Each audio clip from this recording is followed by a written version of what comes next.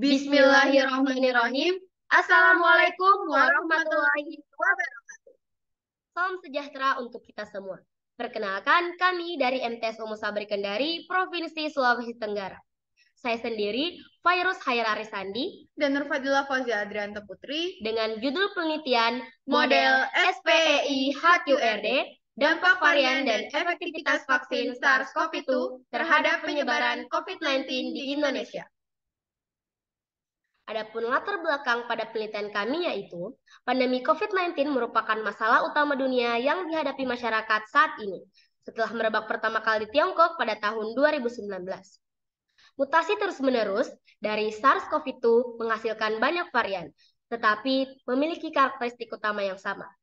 Mutasi terus-menerus ini juga mengakibatkan membuka kemungkinan munculnya varian baru virus dengan tingkat perbedaan karakteristik penyebarannya, tingkat kematian, dan lain-lain.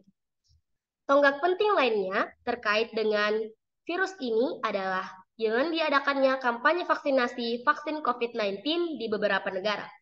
Menurut laporan yang diterbitkan oleh WHO pada tanggal 29 Desember tahun 2020, terdapat 60 kandidat vaksin COVID-19 dalam pengembangan klinis dan 172 dalam pengembangan praklinis.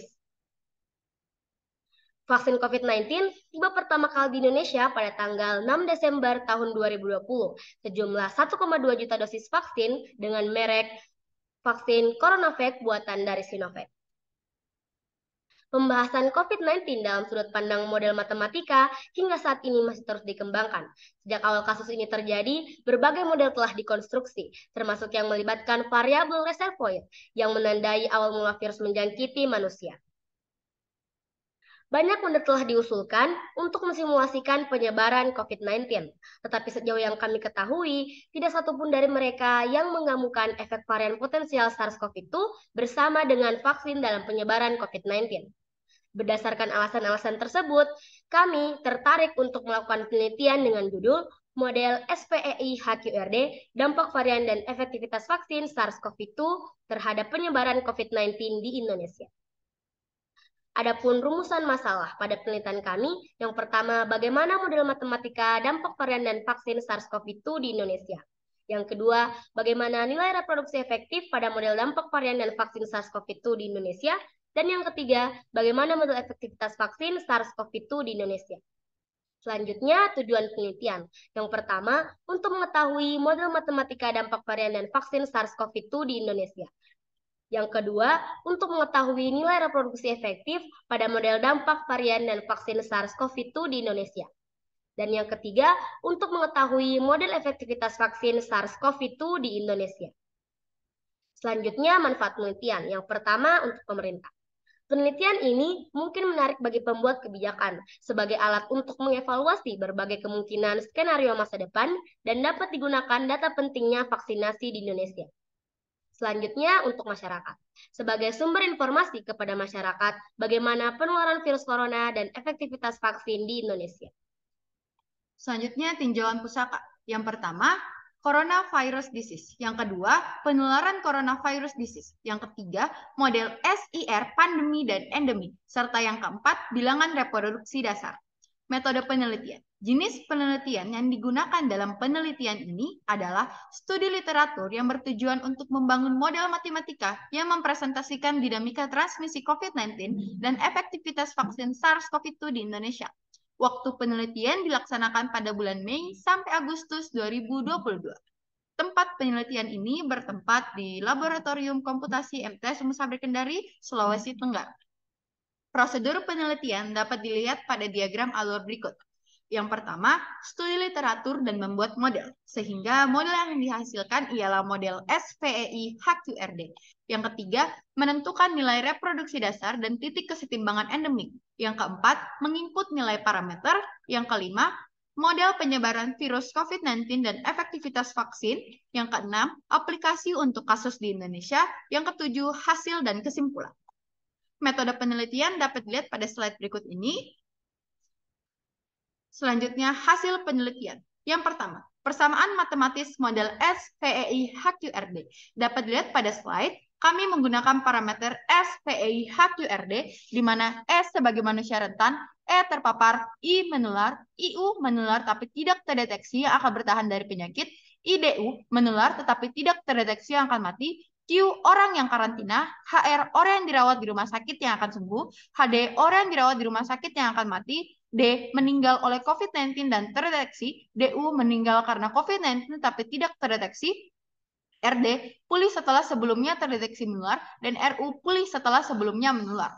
Demi kesederhanaan, kami hanya mengambil kasus terdeteksi saja karena kasus tidak terdeteksi, kami tidak menemukan data yang akurat. Dapat dilihat juga pada slide, kami menunjukkan persamaan matematis model SPEI HQRD. Yang kedua, data perkembangan kasus baru, meninggal, dan sembuh di Indonesia dapat dilihat pada grafik di slide. Yang ketiga, data perkembangan vaksin COVID-19 di Indonesia. Dapat dilihat pada grafik, dosis pertama sebanyak 96,82%, dosis kedua sebanyak 81,26%, dan dosis ketiga sebanyak 25,25%. Selanjutnya, model dampak varian baru SARS-CoV-2 di Indonesia.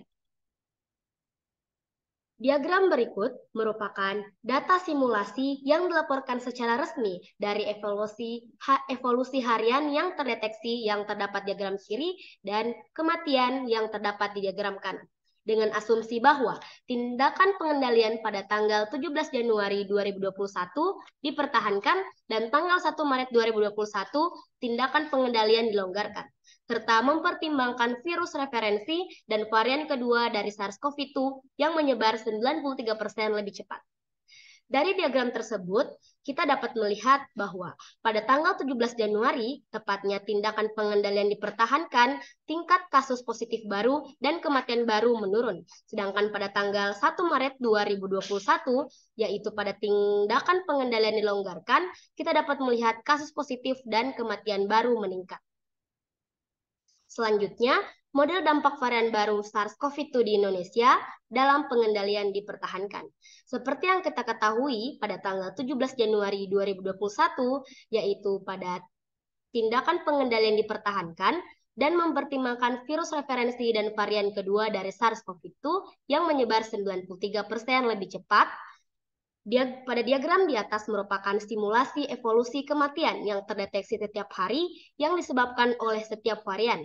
Dan pada diagram yang di bawah merupakan angka reproduksi efektif yang menggunakan vaksin dan yang tidak menggunakan vaksin.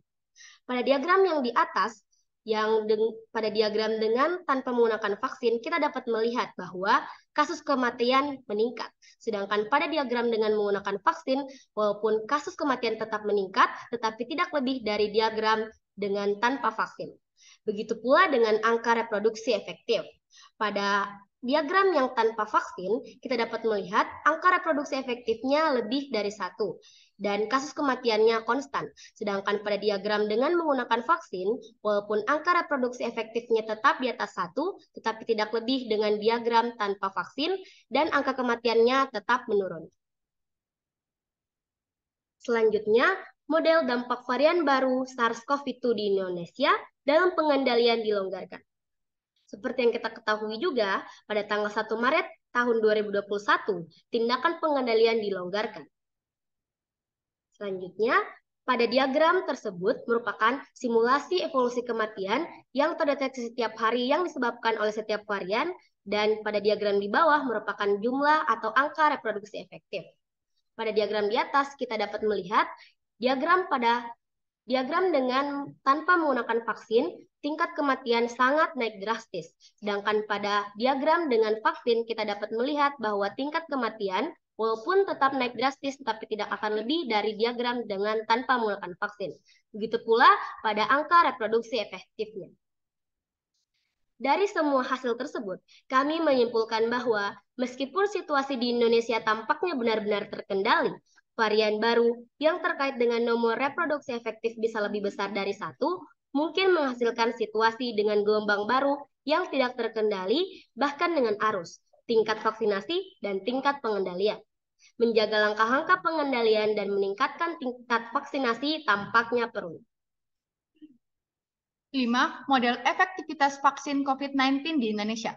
Pada penelitian ini, kami mempelajari kasus di Indonesia yang mempertimbangkan kampanye vaksinasi dengan vaksin Pfizer dan Moderna dan pengenalan varian SARS-CoV-2 yang kami asumsikan menyebar lebih cepat. Demi kesederhanaan, kami fokus pada kasus bahwa hanya tingkat kontak penyakit yang berubah di tempat baru.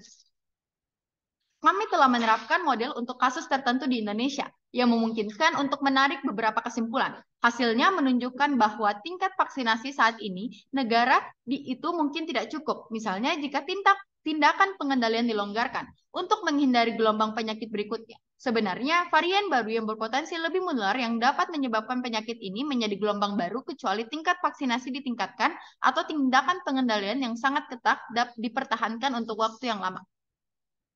Kami menunjukkan bahwa simulasi skenario yang dipelajari pada peneliti sesuai dengan pengajuan awal artikel ini cukup cocok dengan data resmi yang dilaporkan oleh otoritas Indonesia selama 1 tahun, kira-kira mengenai kasus baru, dan bahkan untuk jangka waktu yang lebih lama mengenai kematian baru. Berikutnya kesimpulan. Yang pertama, penelitian ini mengembangkan model matematika SPEI-HQRD yang mampu mensimulasikan kemungkinan dampak dari jenis varian dan vaksin, bersama dengan mekanisme utama yang mempengaruhi penyebaran penyakit. Model ini mungkin menarik bagi pembuat kebijakan sebagai alat untuk mengevaluasi berbagai kemungkinan skenario masa depan. Data tersebut dikonstruksi berdasarkan data asli atau fakta kasus COVID-19 di Indonesia.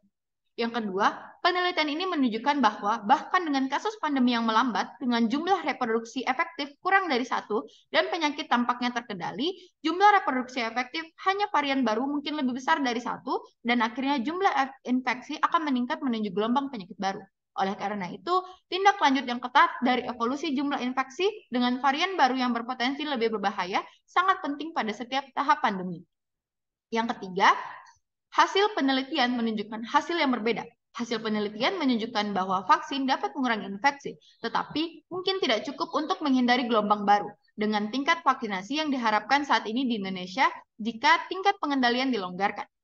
Selain itu, varian yang lebih menular dapat meningkatkan kasus secara signifikan menjadi cara infeksi yang paling umum. Selanjutnya, saran. Saran yang dapat kami berikan pada penelitian ini adalah parameter tambahan lain seperti efektivitas masker dan kebijakan pemerintah, misalnya social distancing dan kebijakan lain, dapat dimasukkan ke dalam penelitian sehingga dapat melengkapi penelitian ini. Sekian dari kami. Wassalamualaikum warahmatullahi wabarakatuh.